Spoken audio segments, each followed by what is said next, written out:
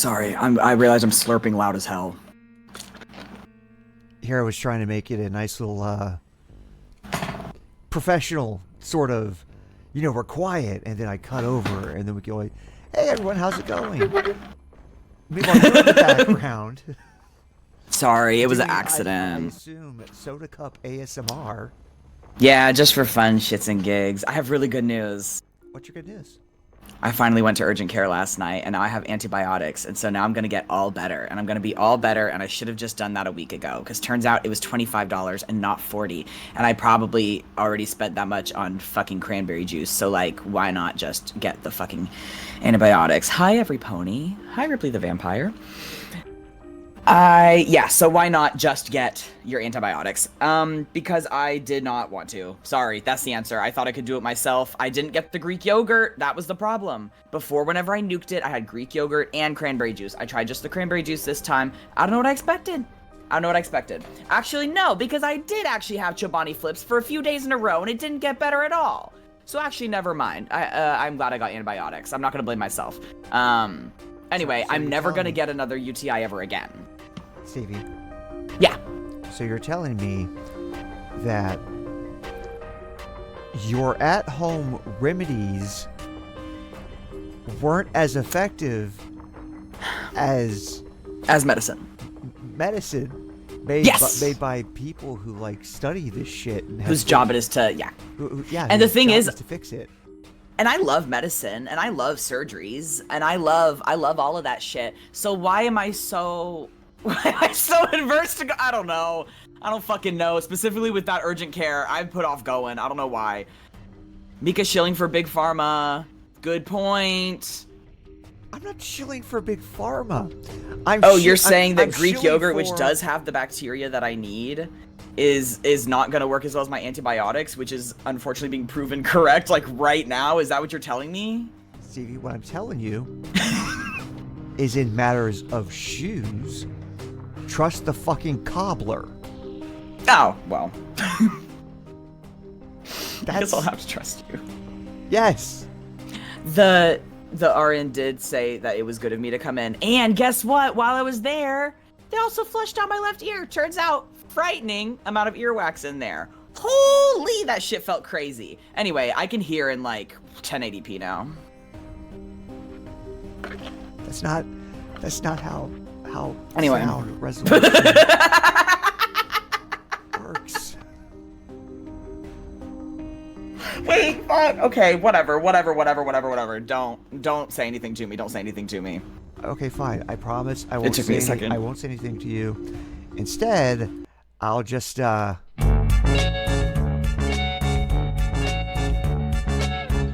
it's Gender Swap. Love it. Welcome to Gender Swap, a podcast by two transgender siblings, one of whom has discovered doctors, apparently. Yeah. And me and my friend doctors. And the other one is fighting the end of an unplanned hangover. Details about that in a minute.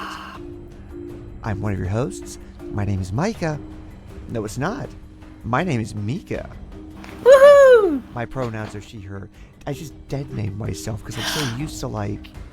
I wrote a song about that when I first came out. I posted it on my fucking YouTube. It's called Hi, My Name is Stevie, and it's about like fucking up my own introduction like at a restaurant. Like they asked for a name for my order and I gave my legal name and I was like, "Aw," and I felt really sad. And then I was like, well, yeah, I also had that name for 19 years going on 20. So of course it's going to be a difficult habit to break. For you, it's like twice that. My love, it's twice that. It makes sense to fuck it up. It's okay. Yeah, it's been 40 something years of yeah. It's time to switch it up. Yeah, anyway. Oh yeah, my name is Stevie. Hi, my name is Stevie. He, they pronouns, chilling hard on those. I got really good Mediterranean food for lunch today, feeling very content with that decision, and I have leftovers, so I still have more of a falafel gyro to eat for dinner, which is pretty thrilling. Have you had anything good to consume today, given that you are, like you said, hungover? Coffee. Have you had any food in your body, in your belly, in your body? Lots of water. Okay, so Mika, I don't know if you know this about hangovers. Okay, so this No. pisses me Here's off. the thing, Stevie. This pisses When me I off. got home last night, I ate Uh-huh. half of a bloomin' onion and Okay. a large pile of pickle chips. Okay. So you're still full off of No, pickled no, I'm chips saying and that I had food to help with the hangover. It's just since I woke up, no, that was drunk munching. it's same thing. It's fine. You came out. Anyway, let's not pay attention to what's going on, or what may or may not be going on in the civil war in my innards right now, and instead, let me explain how this happened. Yeah. So I had been working on some stuff. I was like, I want to take a break. I'll go hit my dive bar. Dive bar was closed. Oh, why were they closed? I don't know. Google said they were open. Weird. Okay. So I was like, well, crap. So I left the dive bar, and I went to other bar in town, and I ordered a beverage. I got myself a Dirty Shirley.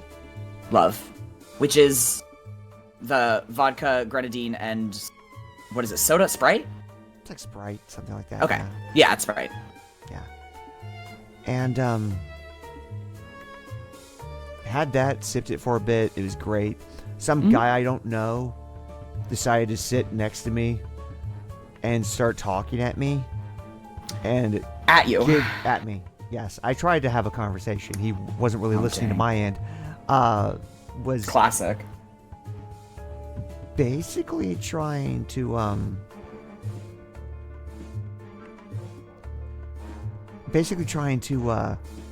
talk me into buying him a drink by telling me how awful his life was. Aw.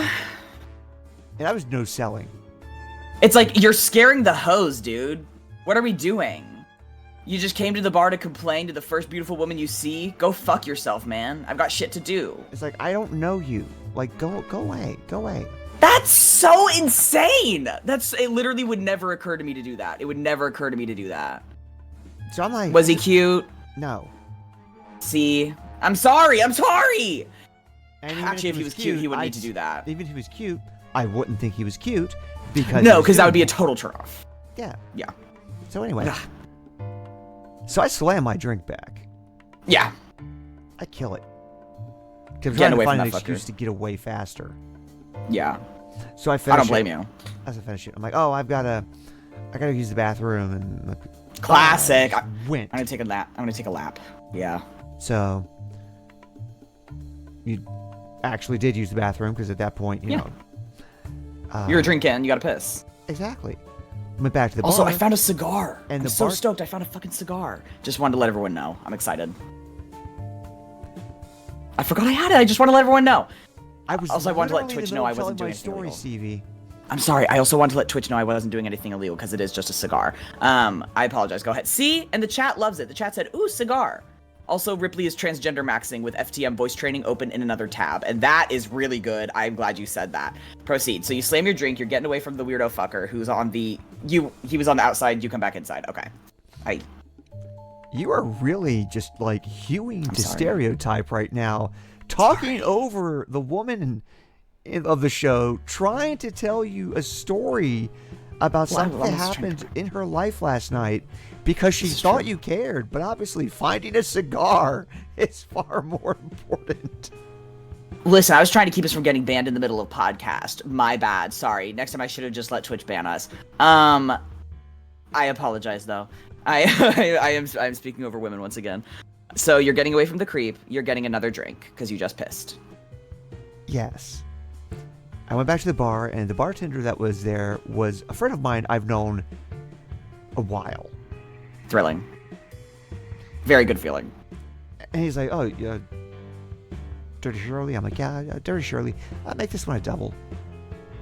So he poured some ice into a glass, and then he poured some vodka over the ice. Okay. And some more. Oh. And some more. Oh, was this a quad? Like, what are we doing? And some more until the glass was practically full of vodka and ice. And then he added grenadine. You got no Sprite. There was no Sprite in that fucker. That's a little foul. I think that would have tasted very bad. Well, did the it? grenadine did a good job of covering up the taste of the vodka, but I'm not sure if he did it because we're friends. Here you go. I'll really hook you up. Oh yeah. It was the gayest drink I think I've ever been poured. That is like the epitome of the gay pour, like the stereotype of the gay pour. Crazy. So I don't know if it was just like he's like, yeah, we're cool, I'll hook you up. The gayest of all pours. Or if it was attempted murder. Who's to say? And listen, they couldn't bring you down. Look at that. It speaks to resilience. So I had that drink, and then I noticed someone there at the bar that I recognized other than the bartender.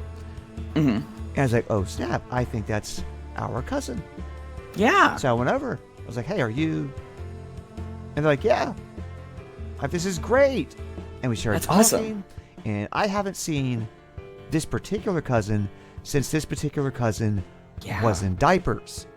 Yeah. So it was wild to have conceptually in my head, it goes from small diaper wearing thing. Yeah. To thing's crazy. Person with a personality and Yeah, preferences, talk. life experience, hanging out in the bar, in the gay bar. Legally drinking, in fact. It's just like Yeah. And he's not even going out like that anymore. You really got him on a good night. I'm so happy you ran into him. Yeah, so we chatted for a bit. I got to tell him some family gossip he'd never heard before. Love it, love it. A bit of the good old family lore. So good. Very, very good. I know he loved that. But I had a good time doing it. Then I came home and after that drink I'd gotten that was a monster, I spent the remaining 2.5 hours I was there chugging water. That was gonna be my question and what about that drink? Because you did say you got home and ate half a bloomin' onion and a fuck ton of pickled chips, which is drunk behavior. Yeah, but I wasn't drunk by the time I started driving again. Yeah. I had basically, completely sobered up at that point. And Okay. I just had an empty stomach. It felt like when I was home. Oh my god. Oh my god. I ate before I went out. Okay. It just felt like it. It just felt like it. Okay. Yeah. Well, I'm glad you got something to eat. I'm glad you got something to munch on. Yeah. So, it's a little bit of a rough day with the hangover and all that. I believe it. Yeah. I've just been very social. So I'm a little bit I don't think I'm tuckered, but that's why I'm chilling now. So I'm excited to be live streaming with you all. I also meant to double check with the chat. How are our vocals as opposed to the background music? Let us know if any adjustments are needed. Usually I say that at the beginning. Yeah. So the segue I was about to do. Lost it. No idea where it went. I'm sorry, I had to do podcast quality of life. I apologize. Speaking of apologizing. Oh, okay. Stevie, I'm sorry for this one. Oh. Oh. It's the news. It's the news. Here comes the news. If you insist. If I must. Unfortunately, you must. So, Stevie, I don't know if you are aware of this, but there are, apparently, I haven't been personally, but apparently, there are other countries that exist. Yes. Yeah. And you can go to these other countries and visit. Yeah. Yeah. Mm-hmm. And if Oftentimes, you live in those other countries, you could come to the U.S. and visit if you want. Most of them. Yeah.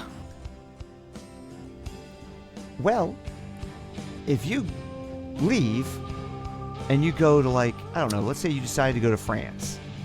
Okay. Because you're really craving a proper beignet, so you go to France. Yeah, okay. And then you came back to the U.S. And with you was your French friend you just met on the plane, so you're both going through the same thing to get back into the U.S. Okay. In order to come back into the United States or to visit the United States, Homeland Security and the Trump administration in general have new rules. What are they up to? That they're talking about putting in place, which, this is from NPR, by the way, this article. Oh, Lord, okay. Okay. The headline, the proper headline is, "What's on your TikTok page? U.S. looks to scour tourists' online profiles." Yeah, so that's insane. Asking to go, like, insisting that you like, hand over your fucking phone or that they can, like, peruse all those profiles is fucking insane. So, great. I'm glad that we only want to let in people with specific ideologies or, things along those lines. That's awesome. That's what an insane invasion of privacy. Okay. Anyway, the first sentence of this is, "The Trump administration is proposing new rules that would further tighten its grip on who's allowed in the U.S." It's funny to hear wording like that from NPR. Yeah. NPR is usually a little more sterile in the way they say things. Yeah, I think they're being honest. This is NPR freaking out. Yeah. This is NPR being like, "I'm going to do it. I swear It's really... I'm going to do it." And people are like, "What are you going to do, NPR? Are you going to say cuss? Are you going to say a cuss, NPR?" And he's about to say a big cuss. "Gosh dang it, I will say a cuss. Yeah. I will describe a situation with somewhat more passion than a day-old yogurt that's been left on the counter." That's big of you. That's big of you, NPR. That'll really get them. And NPR's like, "I know. It's called growth. My therapist told me about it." It's so sorry. This track is too good, and I appreciate what NPR is going through right now. So they're scared, clearly. Yeah, that boy NPR's not happy, which tells me they've been posting some memes that they're worried. They have? I mean, like the people that work at NPR personally have been posting some memes that they're worried they're going to get them fucked. Like, yeah. I was trying to think of an NPR radio personality. It's been so long. Car Talk. Yeah. That's been off the air for a decade. Yeah, it's not there anymore. But also, like, I was trying to think of like a host that I could name. Ira Glass. Sure, Ira Glass is worried that, like, that's the only one I know. Yeah, Ira Glass is all like, I just wanted to jaunt down to Mexico for a bit. I didn't know you were gonna pull up all my #resist memes I posted during Trump's first term. As if Ira Glass is posting it. Anyway, sorry, not to talk shit, not to talk too much shit. How do you know what secret accounts Ira Glass may or may not have? You really assume that celebrities who don't seem to have an online presence don't have an online presence? They're totally lurking. The Undertale fandom freaked out when it was confirmed that Toby Fox had a secret account, and it's like, sorry, did you fuckers think he didn't? He was obviously aware of meme culture. Like, what are we doing? And also, you guys didn't know how to act normal whenever he reacted to your fan art or posts on his regular account. You were freaks about it. So of course he made a secret account. What are we doing? Yeah. Yeah, duh. But anyway, so maybe he is.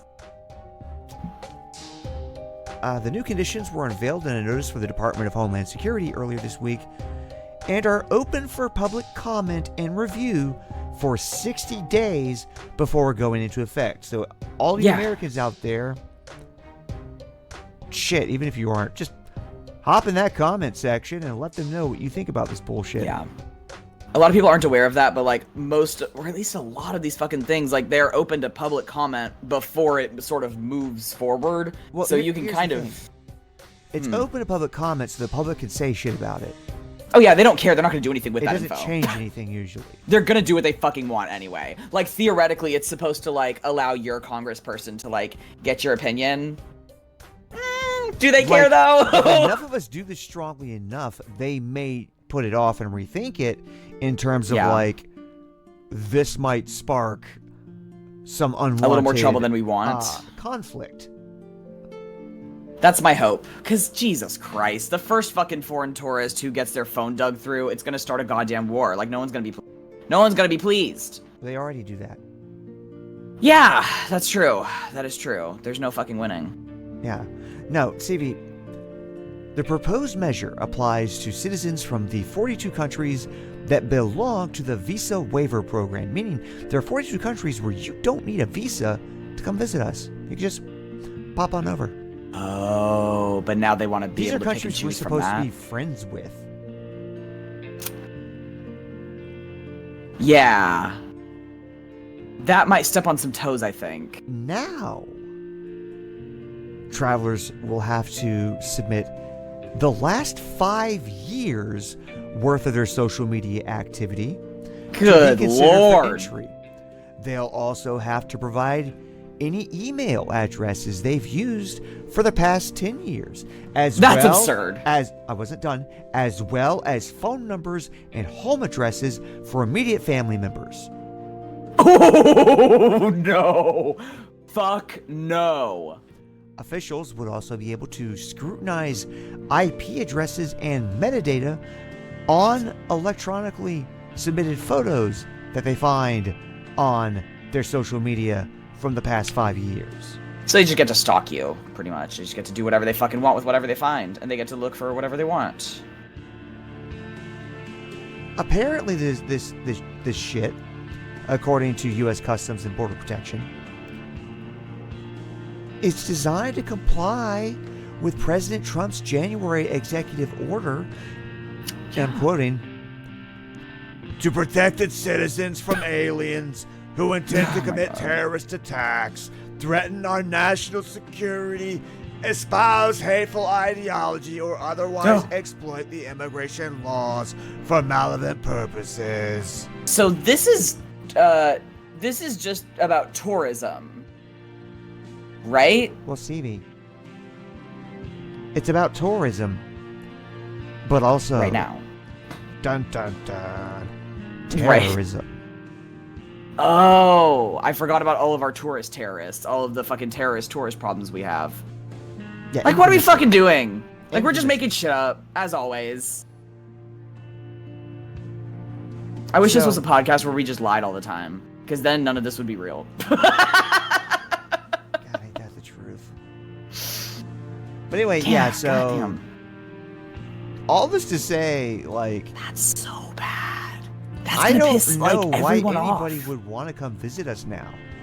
No! They were already, like, kind of, like, side-eyeing a little bit, like, I'm not sure we should go there. Like, their own governments were starting to say, like, hey, maybe wait for a while to go to the US. Like, it seems very, very obvious already that it's a bad idea, and this is just kind of completely shutting that down. Awesome. Great. Awesome. Yeah, you want to hear something else great? This course. isn't a headline. This is just an extra tidbit I'm throwing in for no. fun.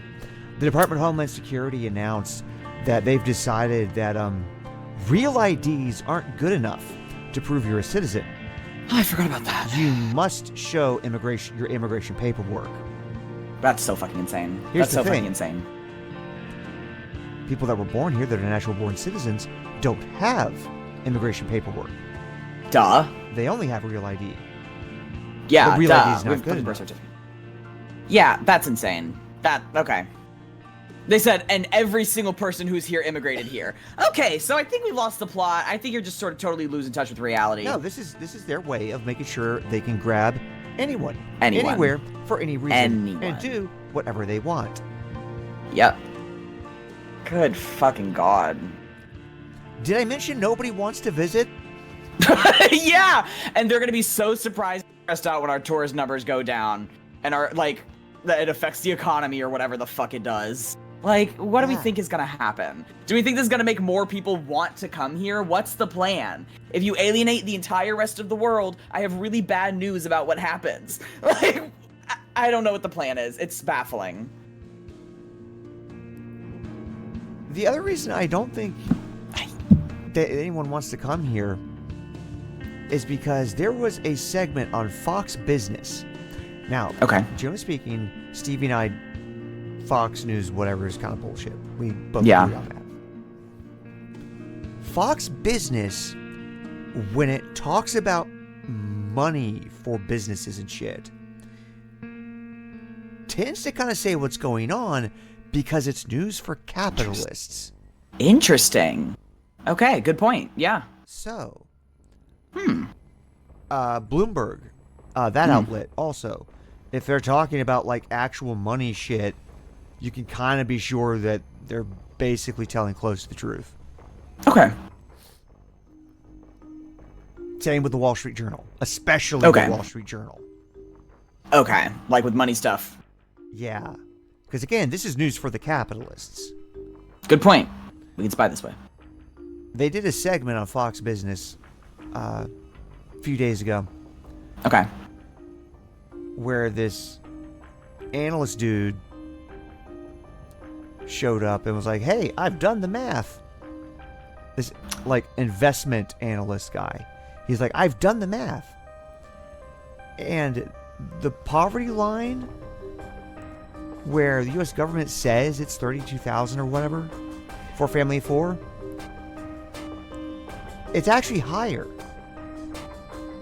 Yeah. Guess how high the poverty line is according to this guy. Oh, it's gonna be so bad. It's gonna be like fucking 50,000 or something. For a family of 4. Okay, you say 50,000. Yeah. Higher. Oh my god, 60? Higher. Oh my god, 70? The Double poverty line, 140,000 for a family of 4 in order for you to fucking survive. Yeah, that's like poverty. That is poverty level. And this guy brings up his charts and graphs and compares and shows like the actual real costs of like necessary expenses. That's insane. That they're actually reporting on that. Like, am I tripping? It's like, wow, yeah, that's very frank and honest. Wow. Of course they're reporting on it because, again, this is Fox Business. This guy's talking about the consumers. Yeah. You need to know how healthy the consumers are to know how much they're going to spend on you. The markets and what's going to happen to you. Yeah, that's a really good point. Like, we don't have the money to spend. We don't have, like, no one has the fucking spare money to spend. Jesus. Oh my god. That's so high. That's so high. What is it for an individual? For an individual? Is it just that divided by 4? They always do it based on like a family of 4. They always do it that way. But I would assume that like divide that by 4, I guess. Isn't that around 32,000? It's around 32,000 for a single person. If they were saying 32,000 for a family of 4 before, that's, oh my god. Yeah, because U.S. government, when they figure out the poverty level, they base it on the cost of food. Oh yeah. Nothing else. Right. Just the cost of food. As if there aren't a million other required fucking costs to be alive. They don't look at It's rent. Illegal to be homeless. It's illegal to be homeless, so at, rent like, or mortgage. Clothing. They don't look at like any Illegal to be insurance you in might have public. to pay, transportation, internet. If you have a car, you're phone, gonna have to have the shit insurance. We all need. Every single modern service is going to require a mobile device, your confirmation codes, your etceteras. Like there's no choice. Yeah, there's like a billion different costs. God damn.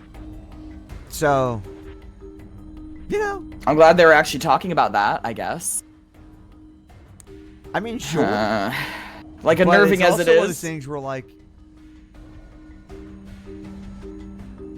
it's wild to me. Just like like, yeah, things are really extremely bad right now. It probably isn't a great idea to do more shit that would harm the economy further. Yeah. Like, it might be a cool idea to maybe, I don't know, what is that word? Help? Ew, yucky. Shut up, girl. You're crazy. That'll never work. Speaking of things that are crazy. Oh, okay. This is from OttawaCitizen.com. That's right, Stevie. For once in the news segment, I'm going to talk about Canada. Canada? All right, go ahead. What the fuck is up in Ottawa? Hello, our Canadian listeners. Hi. So, the government retreats on the Victims of Communism memorial names in the aftermath of Nazi controversy. Oh my god, come on. Victims of Communism Memorial? Oh yeah, see, back in during the Cold War, a book came out called The Black Black Book of Communism or whatever. And it basically listed all of communism's victims. And the thing was, the guys that wrote the book wanted to make sure they could hit 100 million. Oh my god. They're just tossing people in there. It's a good number. So they're counting everything, including the Nazis that were killed by the USSR in World War II. Hey, I don't think we should put them on our memorial. But they were victims of communism. Hey, can't we admit that maybe the communists did a good one with that? Can we back it up? Like, come on. You fuckers can't admit that communists did shit. Like, that sucks. God damn. So anyway, that was just a book. And it's been known for like a while that they did this. And people called them out on it.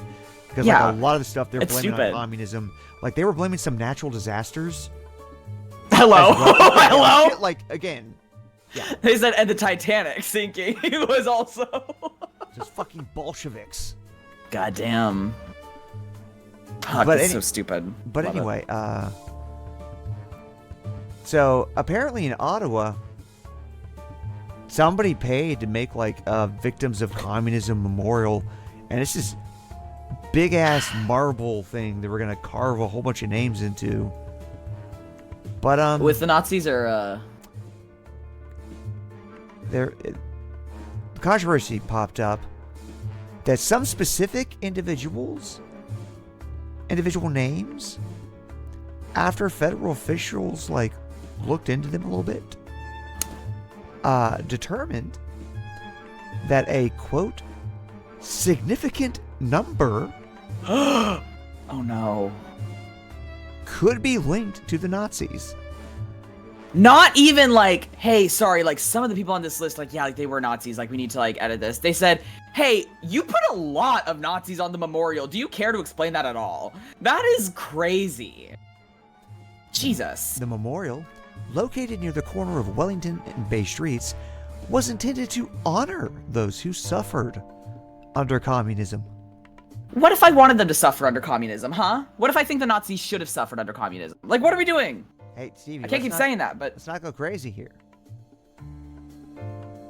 You might get some people really angry in our comments further on down the line, saying things like, the communists came and took away my family's farm and all of our workers.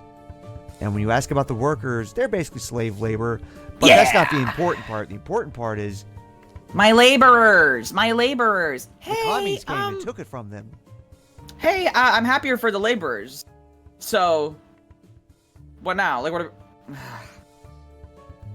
So, are they taking... Was the memorial built and then taken down, or what was the order of operations? Oh, it's built. Okay. I think they're in the process of putting the names on there. Maybe we caught them early enough. Concerns have been raised over the years by Jewish organizations and historians that the names of Eastern Europeans who collaborated with the Nazis in the Holocaust have been put forward in an attempt to whitewash their past. Yeah, no way. No fucking way. The Ottawa Citizen reported in 2024 that the Department of Canadian Heritage was told by historians that more than half of the 550 names to be inscribed on the memorial should be removed. Out of 100 million that were in that book, you picked 550 and 225 of them were Nazis. I think you just wanted to make a Nazi memorial. Well, I think they chose them based on like, yeah, they moved here after the war or whatever, but they suffered. Yeah. Okay. Or their families moved here after the fact, like, oh, they were killed by the communists. Whoa. Oh, boo. Like, But yeah, but the reason that those half of the 550 names, 225 some odd names, shouldn't have been put on there was because of potential links to the Nazis or questions about affiliations with fascist groups. Oh! They said, hey, they might not have been Nazis, but they were in and around the neighborhood. Ay. Canadian Heritage has now reversed course on inscribing specific names. Okay. Here's a quote. The government of Canada has emphasized that all aspects of the memorial to the victims of communism must align with Canadian values of democracy and human rights. So true, girl. So true. So, I think your Victims of Communism memorial is stupid. The Wall of Remembrance will now solely feature thematic content that conveys the broader commemorative and educational intent of the memorial. So we're taking off the names. Instead, we're just gonna do sort of caveman-style chiseled paintings, like scenes of communists causing problems and hurting people. And we're gonna call this historical and educational, rather than providing a list of victims anybody could actually look into to see how they were tangibly harmed by the communists. It's just gonna be the fucking hammer and sickle with like the circle and the slash. Like, that's so stupid. Also, isn't the Wall of Remembrance like a different thing? Sorry, those are just like 3 words. Anybody can use them. I feel like we have one too for like 9/11 probably or something like that. I'm sure we do. Probably. People love remembering things on walls. It's true. The spokesperson went on to say there is currently no set timeline for the completion of the thematic content. Oh, okay. We have to get somebody to come up with it first. When asked, she declined to say what exactly the department meant by thematic content. Yeah, it just sounds like anti-commie propaganda. I just think the capitalists are getting nervous. Because you hoes are getting really weird about communism again. And it kind of just makes everybody want to be communist more like you. Like, teens are becoming communists because they hate their parents, y'all. It's trendy. Teens are becoming communists because of bedtimes. They don't want to do and homework. They don't want to do bedtimes and homework. Therefore, they must seize the means of production and overthrow our capitalist overlords that own everything. Yeah. Sure, I'll throw my hat behind the team. Of the proletariat, who all agree, bedtime, homework, and eating your vegetables is bullshit. And we have to create a new, more egalitarian system to right these wrongs. All adults want to do is take away our vapes and make us go to bed. That's stupid. Yeah, I hope they never finish that memorial, because that's lame and that's a huge waste of money. It really is. There's no point in that. That's not going to do or change or impact anything. Net neutral to negative impact. Yeah, really. Yeah. But,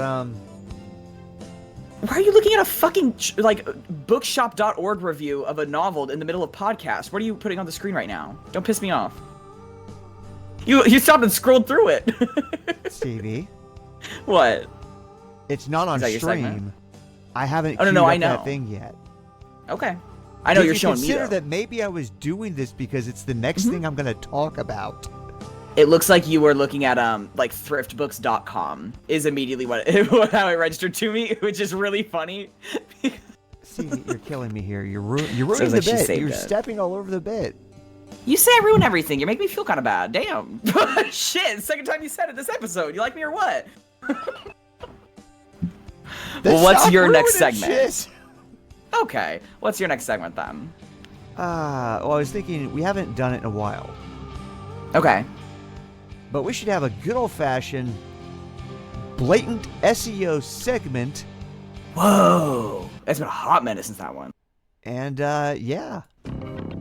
Welcome to the Blatant Search Engine Optimization segment. Once again, this is the Blatant Search Engine Optimization segment.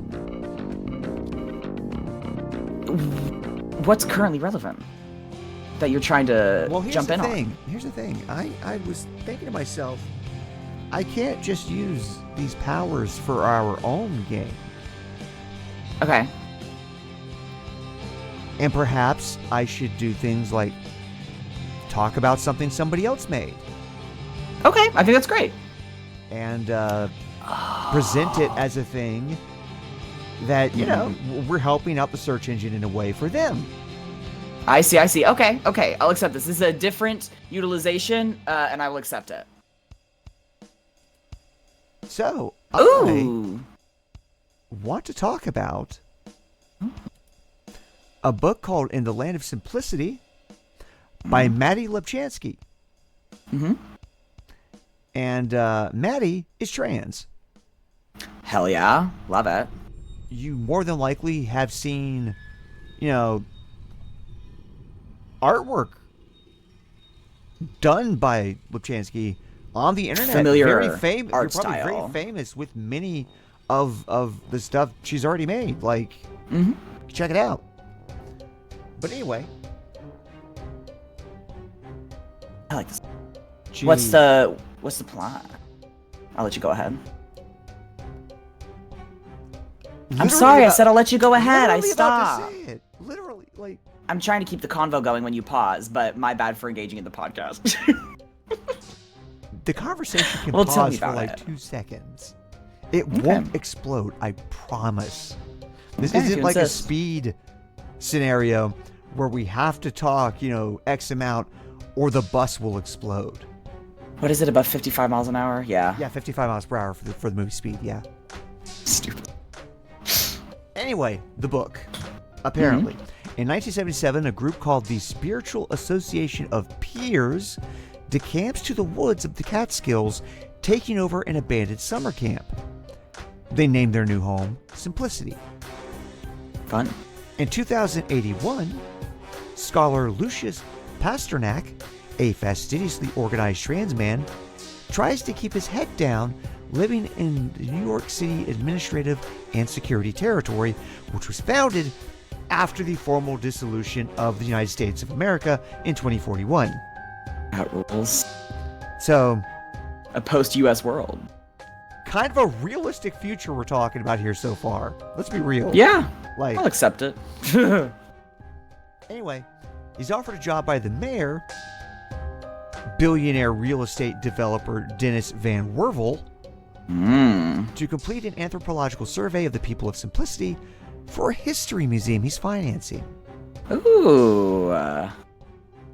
So, a wary Lucius is nevertheless drawn in by the people of the small wooded community, intrigued by their strange rituals, and in particular, by the charming acolyte Amity Crown Shy. Born and raised on the compound, Amity is comfortable in their own skin, a striking contrast to Lucius's repressed reserve. But Lucius's control starts to slip when he begins to suffer visions both terrifying and sensual, and visits from beautiful but nightmarish creatures. Let's fucking go. Is this a monster fucking book? Well, it is horror, kind of. Hell yeah. Okay, I'll accept it. Ooh. Just as Lucius discovers that Van Wervel's project is pretty fucking sinister, members of the community begin to disappear, leaving behind grisly signs of struggle. Oh no. The denizens of Simplicity believe that a being they call the Lamentation is responsible for the attacks. So Y'all know Emily him? and Lucius set out to hunt for the creature in the dangerous exurb zones, a wild wood full of libertarian doomsday preppers, wealthy isolationists, and worse. Oh, incredible. And it's there that they discover the true threat to their way of life and what they're willing to do to stop it. How interesting. The Lamentation. I like that they already have an idea of what it is. They're just like, yeah, and that's the Lamentation. Oh, so so we know him. Got it. That seems very intriguing. Horror. I can't remember how you had described it to me, but I didn't think it was horror for some reason, so I am very intrigued. I'm glad I'm becoming more literate. I'm glad you're becoming more literate too, and you too, dear listener, can become literate. The book is in hard copy, available in hard copy now, and you can order it. So go do that. Yeah, hell yeah. Support a trans person. And it sounds like a book with transgender stories or transgender characters, which is awesome. Yeah. So yeah, I have a question, Stevie. Yeah. Do you have a segment? Duh. My segment is mischievous. one. Ooh, that's fun. I would like... Well, here, I'll let you do our little thing. I really wish I could have updated the actual soundboard to make this a little bit easier myself. But apparently its website did not accept American money. my money. It was like, no. They said, I don't want your dirty American money, bitch. It's like, no, Get a fuck you. European credit card. Fuck yourself. So today... No, I was just gonna say, yeah, so I'm still stuck with the struggle. But anyway, Stevie, yes, I'm sorry. Go ahead. So today I would like to talk What were about you the saying? public... Go ahead and tell us what you were going to talk about. Yeah, I see what you're doing. Cute. I would like to talk about the public universal friend, which you had said previously that you thought we talked about. I am pretty sure we have not talked about the friend, but if we have, I'm excited to come back. Okay. So, Jemima Wilkinson, who would later become the public universal friend, was born November 29th, 1752, in Cumberland, Rhode Island, as the 8th child of Amy and Jeremiah Wilkinson, becoming the 4th generation of the family to live in America. The child was named after Jemima, one of the biblical Job's daughters. One of the ones who died? That's, okay. I wouldn't name any of my kids after Job's kids. I know what happened to those fuckers. I don't care about the family, except it does say that Wilkinson's great-grandfather was active in colonial government, so fuck y'all, by the way. Wilkinson had fine black hair and eyes, and from an early age was strong and athletic, and became an adept equestrian as a child, remaining so in adulthood, and liking spirited horses and ensuring that animals received good care. An avid reader, Wilkinson, as an adult, could quote long passages of the Bible and prominent Quaker texts from memory. Little else is reliably known about Wilkinson's childhood. Yeah, it was like the 1740s. So early accounts, such as historian Hudson's, describe Wilkinson as being fond of fine clothes and averse to labor. Real. I mean, Very real. Who among us? Who among us isn't? But there's no contemporaneous evidence of this, and a different historian, Wisby, considers that kind of doubtful. So, this is, let me scroll down. There we go. This is kind of an interesting, like, it's not like a religious sect, but the religiosity of Wilkinson is kind of interesting. In the mid-1770s, Wilkinson began attending meetings in Cumberland with New Light Baptists, who had formed as part of the Great Awakening, which was a series of religious revivals in American Christian history. Yeah. They just kind of have plenty of them throughout the 20th century, where the whole country gets super excited about Christianity again. Oh, and that seems to be kind of what they're... way before the 20th century. I mean, it was a regular occurrence. If I remember right, there were actually, since the founding, something like 5 or 6 big ones before World War II. I wish it was surprising. That's so crazy. That's so many. Like, that seems like way too many for them to all be considered big. You know what I mean? So, the New Light Baptist, this is very interesting because you wouldn't think this is a Baptist thing. It says that they emphasized individual enlightenment, but Wilkinson stopped attending meetings of the Society of Friends and was disciplined for that in February 1776 and disowned by the Smithfield meeting in August. So literally just because Wilkinson had the audacity to check out other sort of religious ideas, they were like, freak? No, goodbye. Which blows. However, at the same time, Wilkinson's sister Patience was dismissed for having an illegitimate child. Brothers Stephen and Jephthah had been dismissed by the Pacifist Society in May 1776 for training for military service. Amid these family disturbances and the broader ones of the American Revolutionary War, dissatisfied with the New Light Baptists and shunned by the mainstream Quakers, Wilkinson faced much stress in 1776. Yeah, it's the war! It's 1776! What do you mean you're fighting with the church girlies? What do you mean? There's always fighting with the church girlies. There's gotta be. And also, Stevie, the Revolutionary War, we make it kind of sound like a big deal where everybody was being horribly oppressed by the British, which is kind of true. God, it doesn't. They were in a lot of it? ways. Okay. But the people that had the main grievances were rich people. It seemed like the disruption of like infrastructure or like what they thought society should be was like, it seemed like annoying almost. Well, Like, no. It was rich people who Hey, were like, come here. we're losing money because of the British. oh. I see. Because of course it's about. And also, we capitalists like want. having power. Yeah. And also, It- the British told us we can't keep extending the colonies. Because And, we did yeah. start a war with France because we kept extending the colonies, and the British had to come It help drained us a fight lot it. of money. Drained a lot of money. lot of money. Yeah. But we are like, no, fuck you. We want to keep going west because, You're hung up on Manifest Destiny or whatever.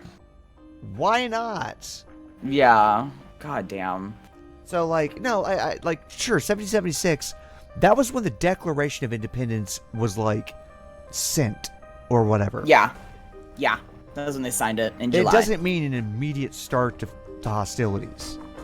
Okay. It still Yeah, I takes mean, it would take time. They have to boat the letter across the ocean. Yeah. You've got a little wiggle room before the war breaks out. Yeah, pretty much. You've got time to completely change your identity after you contract an epidemic disease. Oh, wait. In October 1776, Wilkinson contracted an epidemic disease, most likely typhus, and was bedridden and near death with a high fever. The future preacher's family summoned a doctor from Attleboro, 6 miles away, and neighbors kept up a death watch at night. The fever broke after several days. The friend later reported that Wilkinson had died, receiving revelations from God through 2 archangels who proclaimed there was room in the many mansions of eternal glory for thee and for everyone. Okay, that fucks. That line goes hard. I like that. I think that's great. Accounts by the doctor and other witnesses state that the illness was real, but none of them say that Wilkinson died.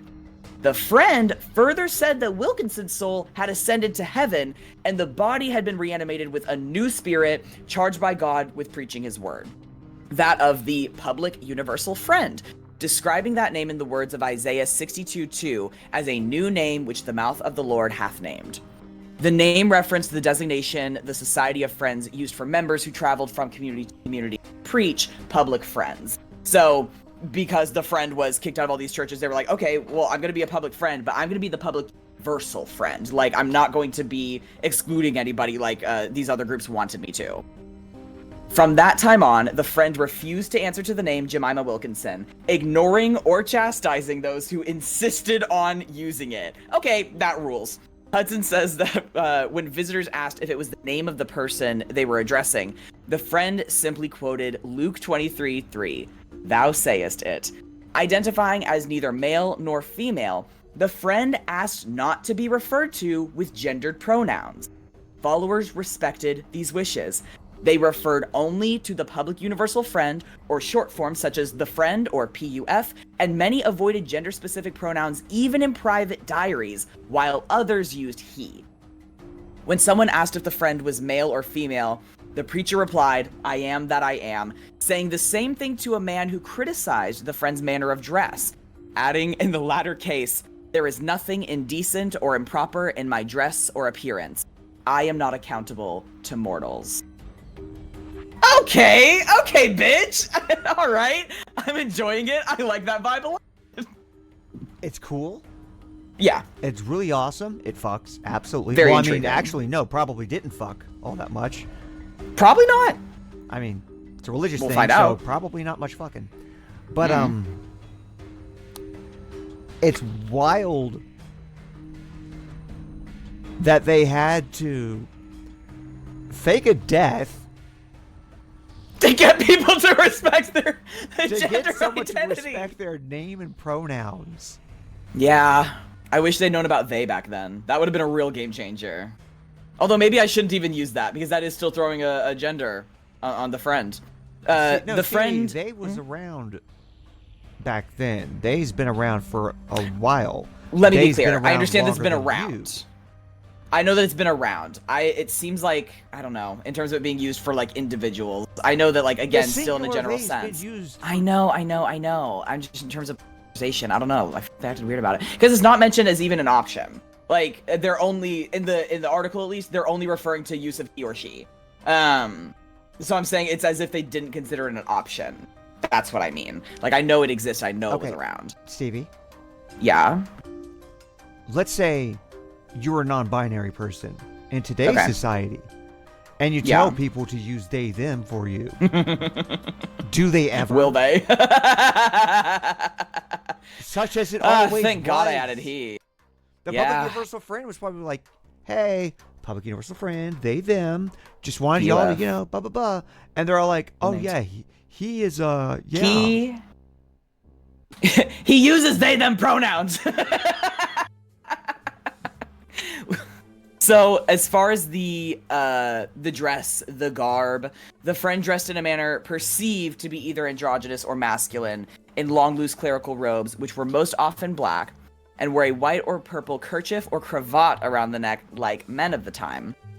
The preacher did not wear a hair cap indoors like women of the era, and outdoors, wore broad-brimmed, low-crowned beaver hats of a style worn by Quaker men.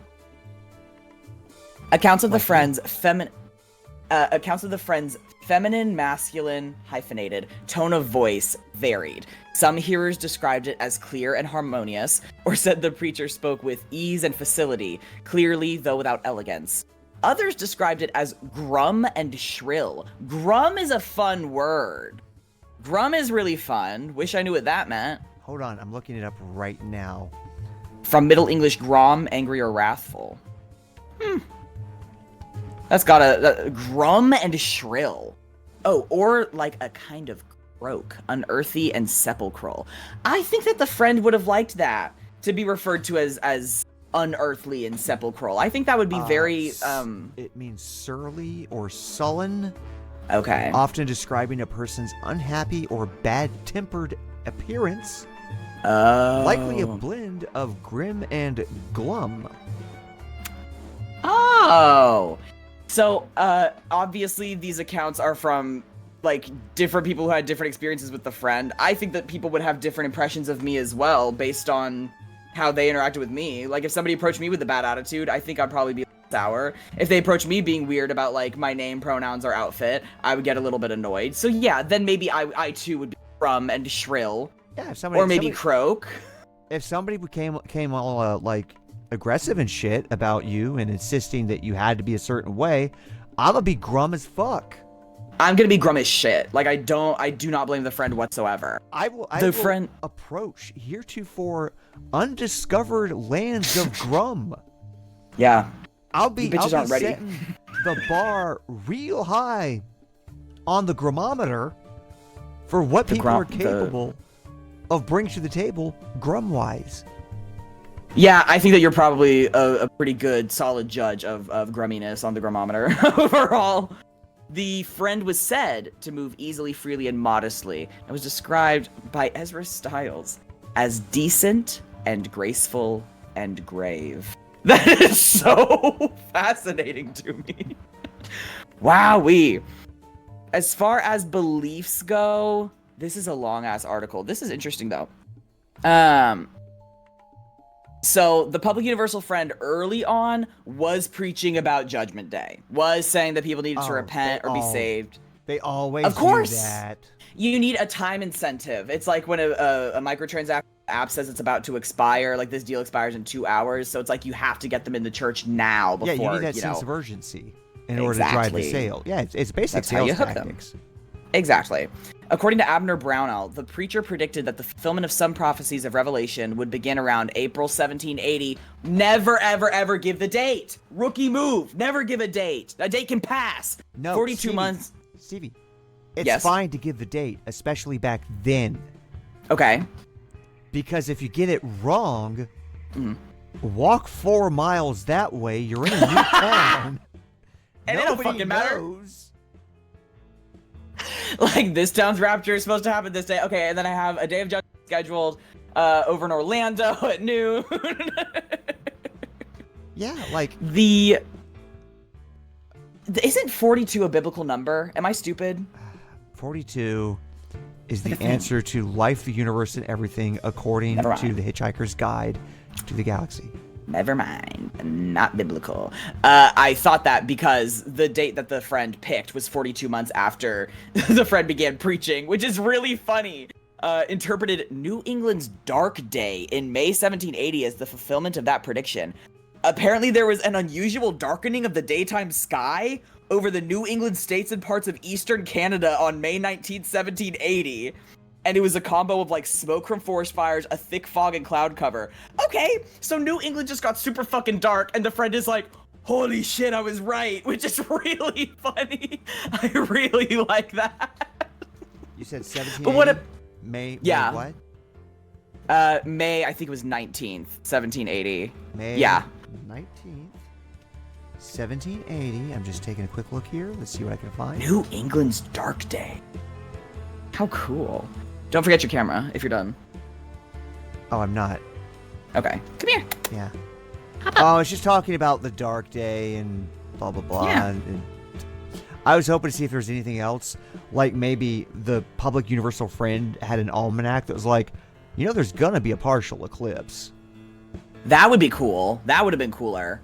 Oh my god. According to a Philadelphia newspaper, later followers of the Universal Friend, Sarah Richards and James Parker, did believe themselves to be the two witnesses mentioned in Revelation. Like, the two witnesses. Yeah. And they wore sackcloth for a time. And accordingly wore sackcloth for a time.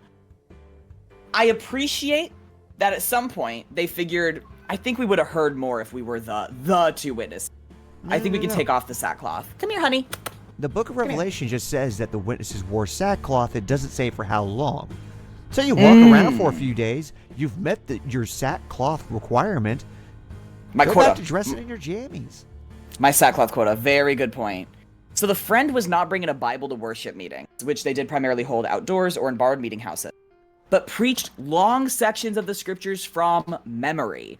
The meetings attracted large audiences, including some who formed a congregation of Universal Friends, making the Friend the first American to found a religious community? That can't be true. Oh, wait, was it like living in the same area? That can't be true. I'm not gonna lie, I don't trust that. These followers included, roughly equal numbers of women and men who were predominantly under 40. Was this like their hippie shit? That is so interesting. Most were from Quaker backgrounds, though mainstream Quakers discouraged and disciplined members for attending meetings with the Friend. Indeed, the Society of Friends had disowned the Universal Public Friend, disapproving of what William Savory considered pride and ambition to distinguish themselves from the rest of mankind. Okay, so the rest of you get to decide to be preachers, but as soon as I want to be called something different and preach, you freak? I have to conform in order to preach how you want? Fuck off! Yeah, Stevie, it's always been gendered. The instant, of course. The instant the Public Universal Friend was like, gender? I barely know her. Yeah, straight up. They like, start getting I kinda, have no kinda, concern you know, about it because they're like, well, fuck, this is gonna really blow up our whole spot. The Friend does not concern itself with the pronouns desired by society. Also, yes, Ripley the Vampire, I agree. It does sound like hippie shit. Thank you. Why are you agreeing with them? I said it. They're quoting me. Oh my god, I can't have shit. So the Free Quakers were disowned by the main Society of Friends for participating in the American War of Independence, but they were particularly sympathetic, and they opened meeting houses to the Universal Friends. They were like, okay, like, we got kicked out too, we are sympathetic to your cause.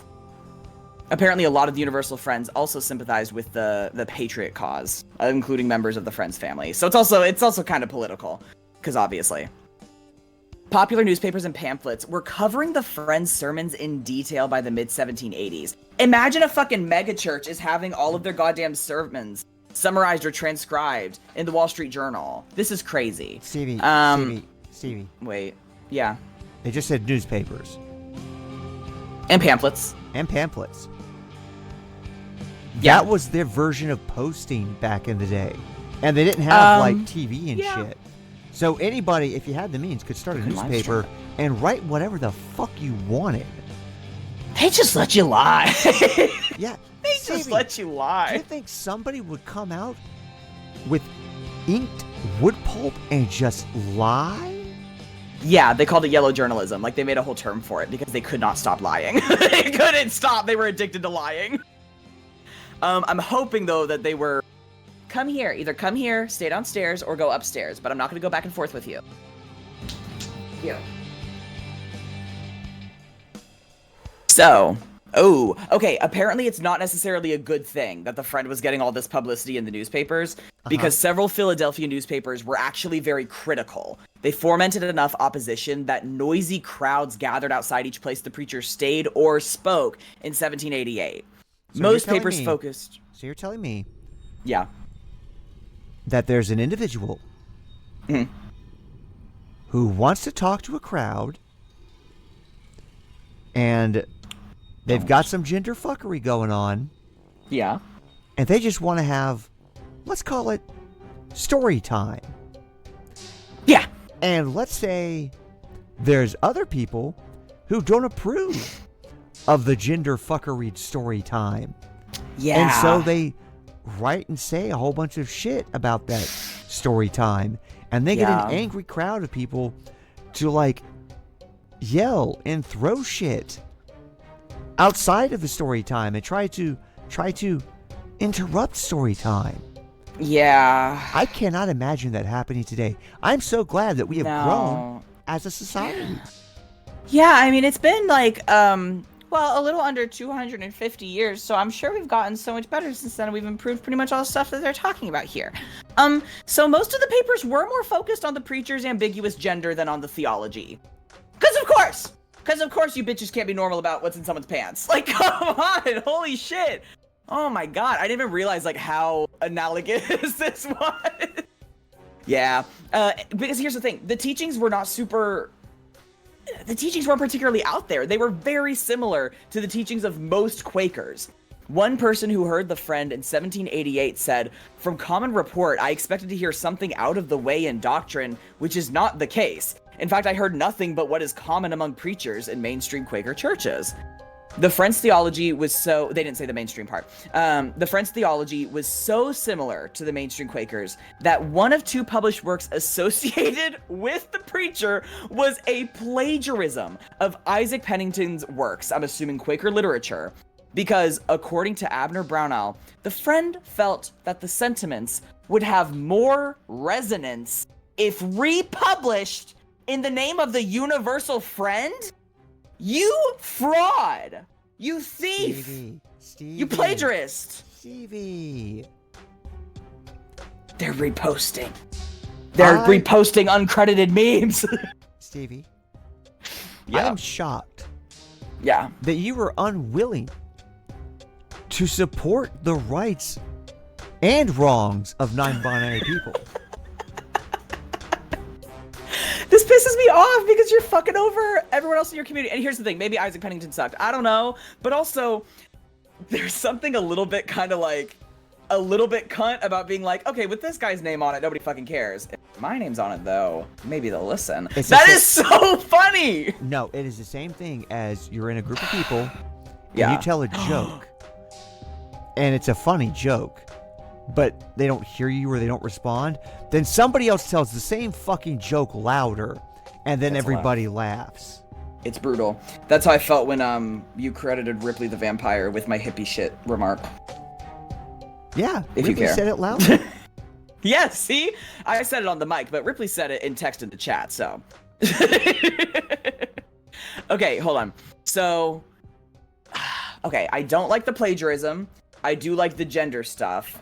Honestly, as far as like Quaker ideology goes, it's very like the light of God exists within the individual, and like as we congregate, the more we reflect the light of God together, which is something that as I was exiting Christianity, I did kind of agree with. Like, I liked that idea, and I think I have more of a, probably more of an atheistic of a similar principle now, but I kind of fuck with what the Quakers had going on in terms of like that aspect.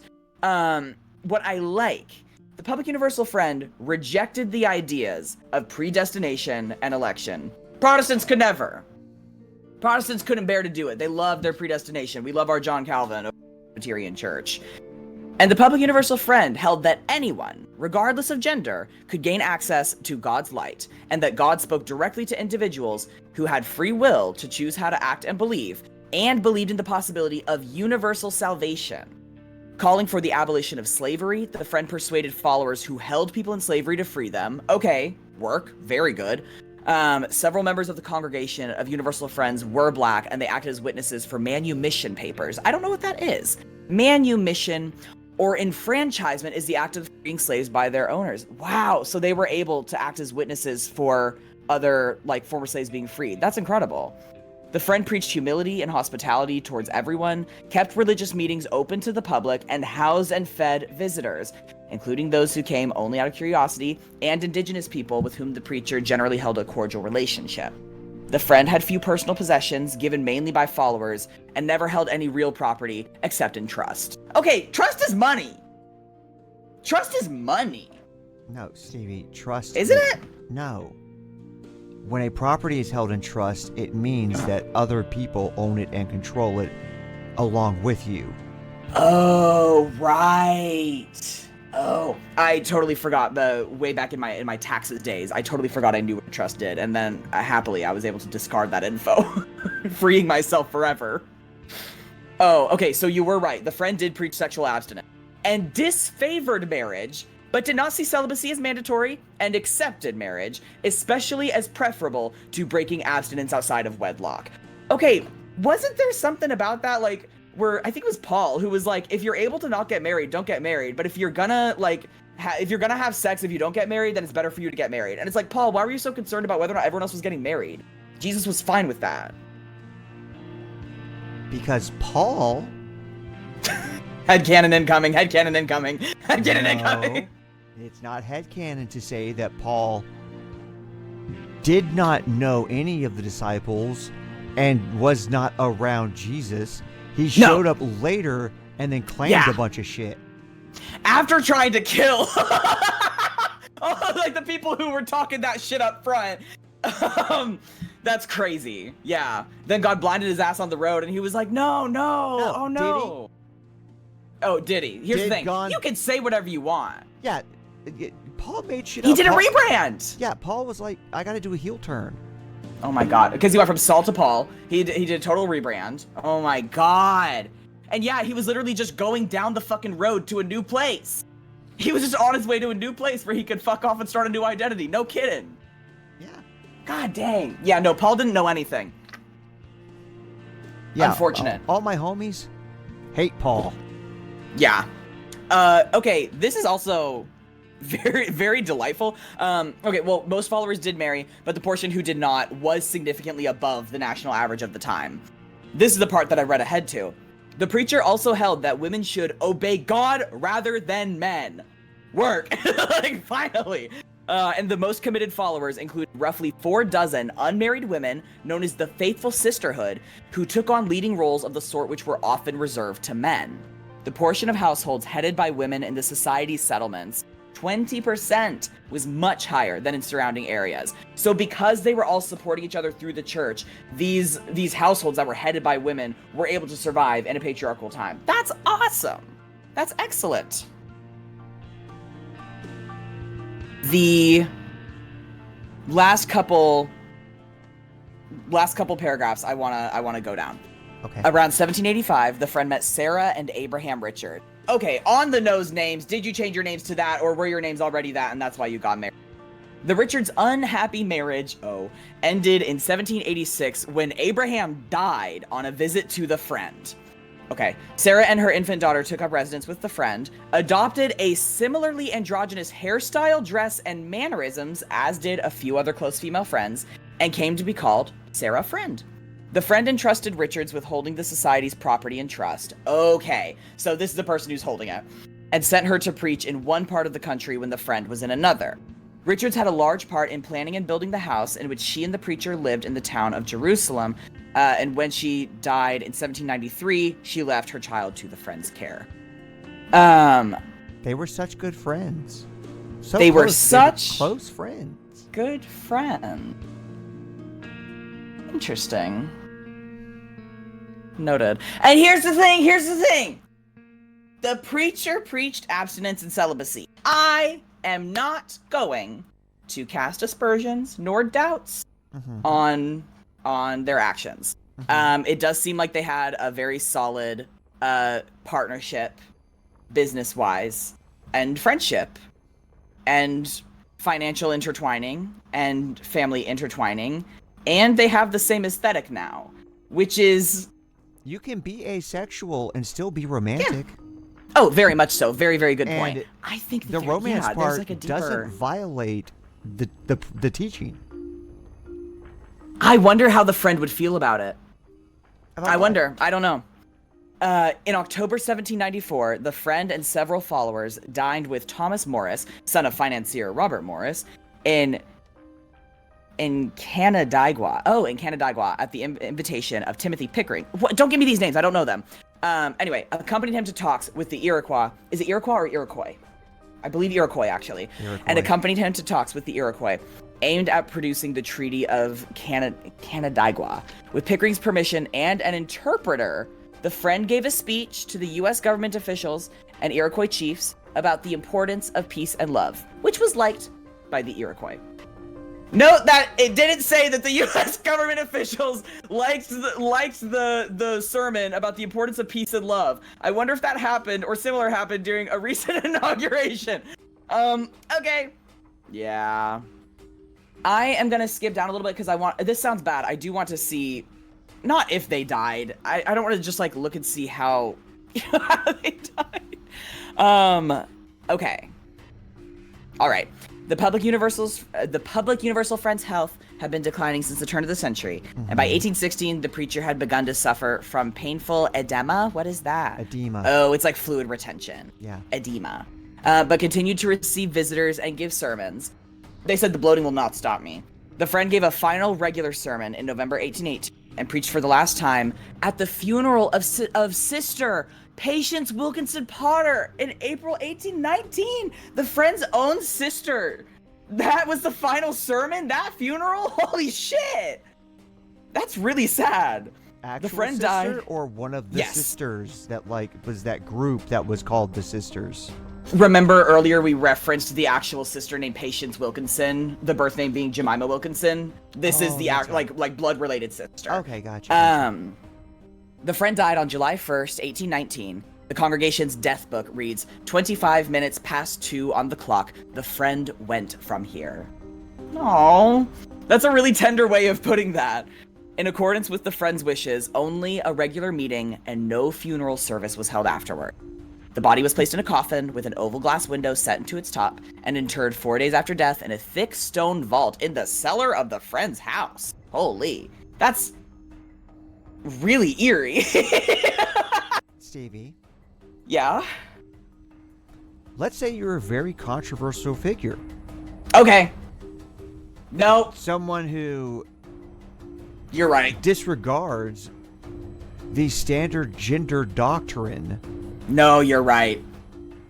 I don't know if doctors were grave robbing here too, or only in fucking Europe in order to study, but I'm pretty sure they were grave robbing okay, I'm pretty sure the white people are grave robbing a lot to do medical studies. I don't know about everybody else. But I would not have blamed. That, just in terms of just like desecrating the grave because they're like, oh yeah, I don't like. That's a very good point. Very, very, very good point. Actually, yeah, that would be worth being cautious with because you are completely correct. Yeah. Damn. Okay, actually no, but several years later, the coffin was removed and buried in an unmarked grave in accordance with the preacher's preference. So that was what had been requested. Wow. Okay, honestly, it's probably a good idea they held off for a few years, kind of waited for controversy to die down, and then were able to follow through on the wishes. That actually makes complete sense. I'm being judgmental because I like to be. Obituaries appeared in papers throughout the eastern United States. Close followers remained faithful, but they too died over time. The congregation's numbers dwindled due to their inability to attract new converts amid a number of legal and religious disagreements. I skipped over some things about lawsuits. They had some shit going on with property that I did not get into. So the Society of Universal Friends disappeared by the 1860s. But Stevie, yeah, if you exist and live in a capitalist society, you can't have it. You can't have communal property.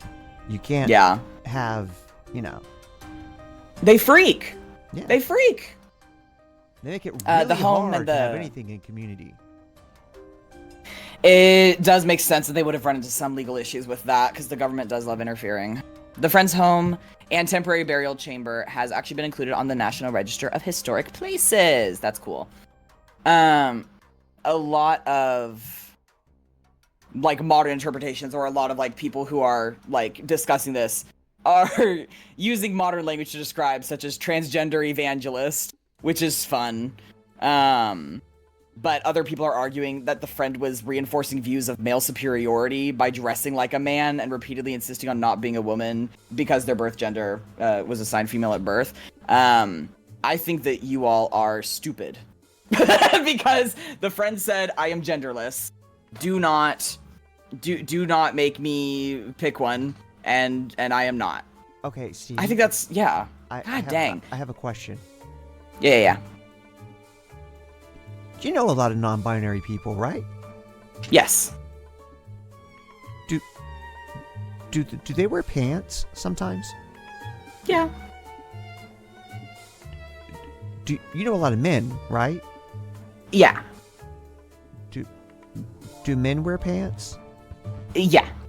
I don't know, Stevie. Seems an awful lot like they're Uh-oh. They need Although to I invent guess an entirely new form of clothing, God. or else they're not true non-binaries. Like, y'all are so stressed for no fucking reason. Insano. I need to see you walking around in some, like, Fashion Week experimental bullshit. Oh, yes. Avant-garde. Something stupid they never done before. Oh, wait, but Mika, does the public universal friend get into the Hall of Mischievous Ones? Yeah, sure, we'll bring her out back. Bring who out back? Did you I'm just sorry. gender the public universal friend? I did. My bad. You know what? Mea culpa. I'm sorry. Thank you. We will bury them out back. Unmarked grave, just like they would have wanted. I love Good how night, the sweet accidental friend. misgendering was more offensive to you than the idea of me being, yeah, let's dump that corpse in the backyard somewhere. Well, I mean, that's what the friend wanted, is the thing. I mean, that's respecting the friend. Misgendering is not. Listen, this I'm a is man true. of principle. This is true. So anyway,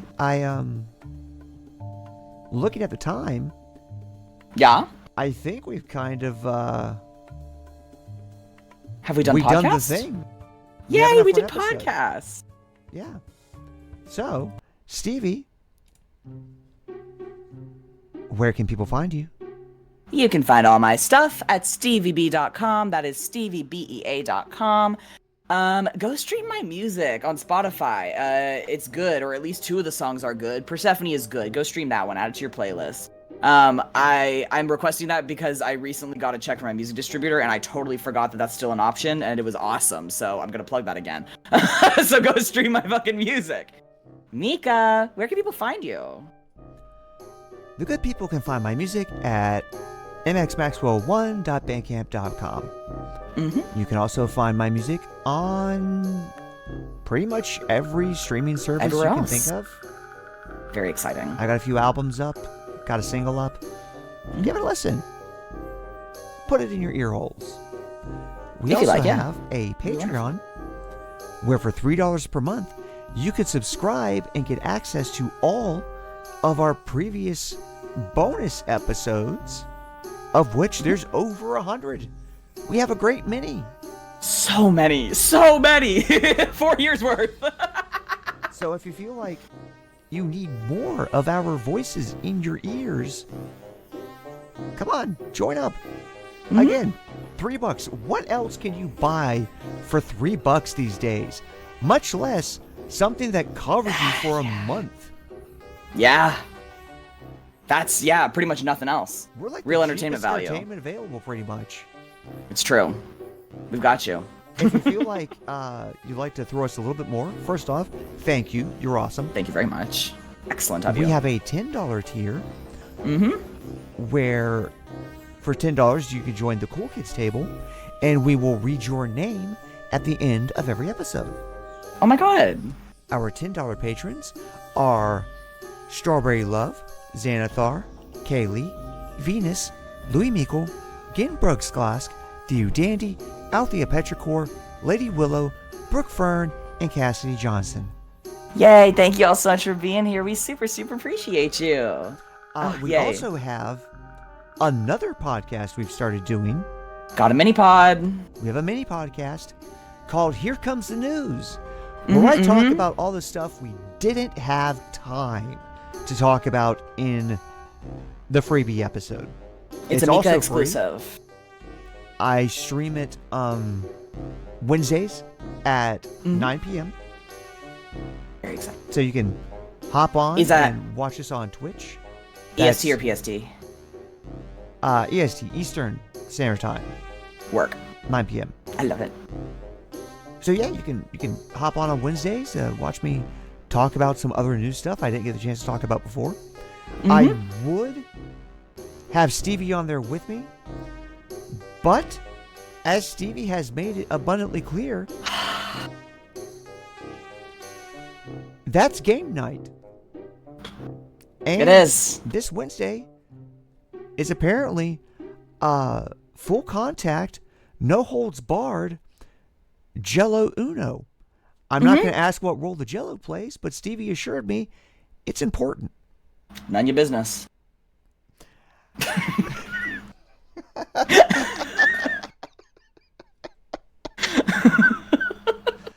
Oh, goodness. Anything else? You know what? Yes, actually, we have a YouTube channel also. So if oh my God. If you missed the live stream, you can watch on Twitch for a time, but we've got a YouTube channel we upload to. Called, Gender Swap Podcast. Go subscribe, do whatever. Hit the bell or whatever. Love it. Fuck. I don't know what. Yeah. That's right. You got it. You're speaking the language. It's depressing. I don't want to talk like a content creator. I am an artiste, Mika. Stevie. Mika. What? I have a secret. What? We have to end the podcast so I can go pee. Fine. Okay, so I guess there's nothing left to say, but bye. Luigi did nothing wrong. President Xi, the American people, are yearning for that freedom. Bye.